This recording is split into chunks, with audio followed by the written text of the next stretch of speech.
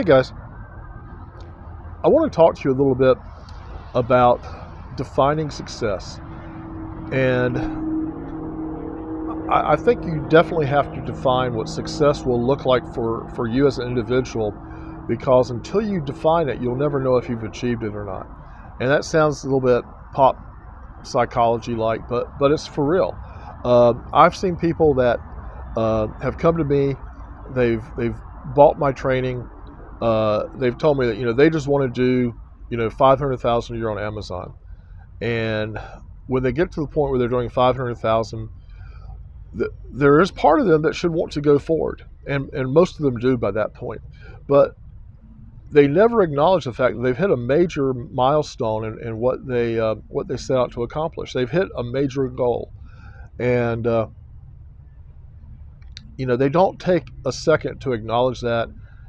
They just move the goalpost back, and now it's $1 million they want to hit, and then when they hit $1 million, now it's $2 million that they want to hit. And you have to have an understanding of the money involved and what will be life-changing for you. Because there is a point where if you're of sound mind, you're going to say, hey, enough is enough. Yeah, I can make more money, but I have more than I need.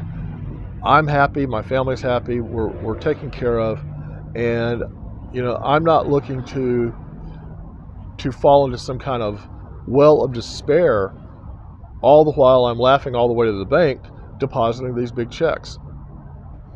So you need to identify what success means.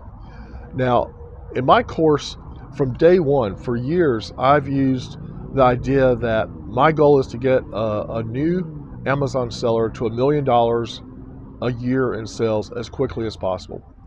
And I hate even saying $1 million because it's such a cliche. We're not talking about, Dr. Evil, like, oh, $1 million. And all your get rich quick people, throw around $1 million here and $1 million there like it's nothing. And $1 million on Amazon using a wholesale model is probably going to see you earn something. Your actual net is going to be, to give you a broad range, 15 to 25% if it's just regular packaged goods, consumer packaged goods. And if you're talking about other areas, whether it's supplements of some type or some other high margin areas, you could be looking at margins of anywhere from 40 to 75%, which means $1 million in gross sales leads you to a lot of net income. But you have to reverse engineer it. So I've had students come in with a limited amount of money. So they start by buying cheap things from China, overseas. And they're in a hurry. They're all fired up. They're all excited. So now they've bought 100 pounds of cheap stuff. Imagine keychains or fidget spinners. I had a couple of students that went fidget spinner crazy 10 years ago, and they've got this here in the States. Now they're going to sell it.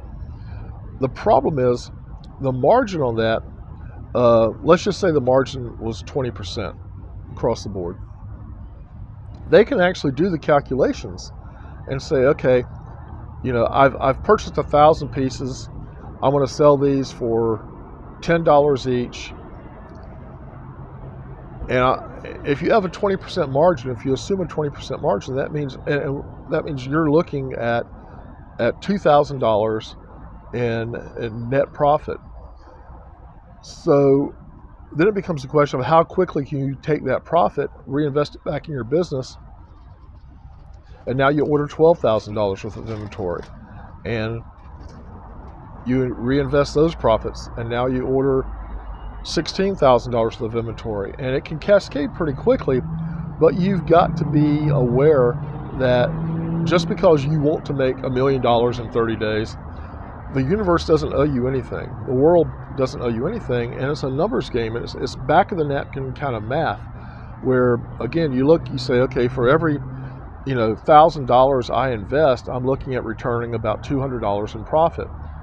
And just like you can compute the life cycle of a fruit fly, and you can say, okay, if a fruit fly takes 72 hours to be born and give and mate and give birth, you can say, 100 days from now they would have gone through X number of generations of fruit flies. Well, you can do the same math with products that you're ordering, and say, okay, I will have to go through this many generations before I am getting the type of monthly net income that I'm looking for. And then once you make those connections, the sky's the limit. You realize that it's a numbers game, that volume leads to revenue, and that revenue leads to net profits. But it's an equation that a lot of people, when they're first starting out, they don't make that jump into real numbers. They're so excited, they're so enthusiastic, they just don't do that simple math that I just outlined. So a major point of failure with a lot of students and a lot of new Amazon sellers is they invest that, say, $5,000 in inventory. They sell it. They made their 20%, so now they have $6,000. But the thing is, they then pull that $6,000 out and spend it on life.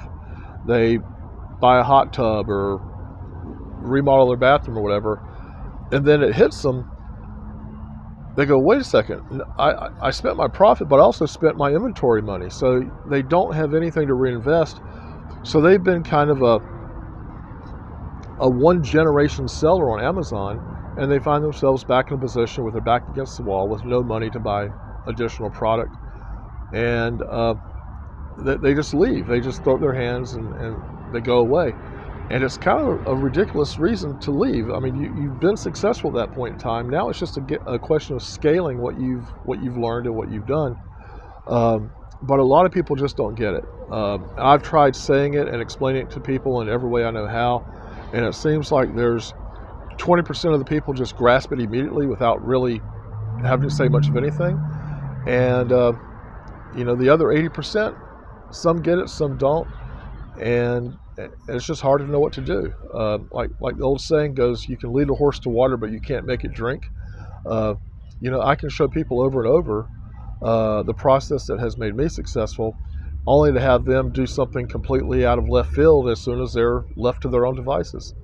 So I don't know what to tell you. But I just wanted to throw that out there and say that you need to define your success.